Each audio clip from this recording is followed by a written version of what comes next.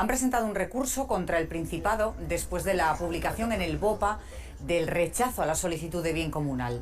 Defienden que históricamente la propiedad de estos montes corresponde a sus habitantes y también que puedan desarrollarse proyectos que frenen el despoblamiento y generen riqueza, como la creación de industria de biomasa, la recuperación de cultivos o plantas medicinales o buenos accesos a las nuevas tecnologías.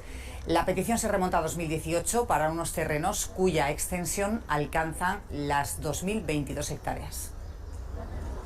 No queda duda, vuelvo a repetir, que tanto históricamente como jurídicamente es de los vecinos de los pueblos y reclamamos que se devuelvan a esos vecinos de los pueblos, ¿no? En Galicia los postes eólicos pagan 11.000 euros anuales por cada poste, las líneas de alta tensión y últimamente las subvenciones a las masas forestales que la Unión Europea está dando para purificar el ambiente en zonas contaminadas como es, por ejemplo, Asturias, ¿no? Que el Monte del Regoso tiene un potencial enorme de recursos y que lo queremos para desarrollarlo los vecinos de las parroquias y queremos echar los llobos fuera y crear en él empleo y desarrollo.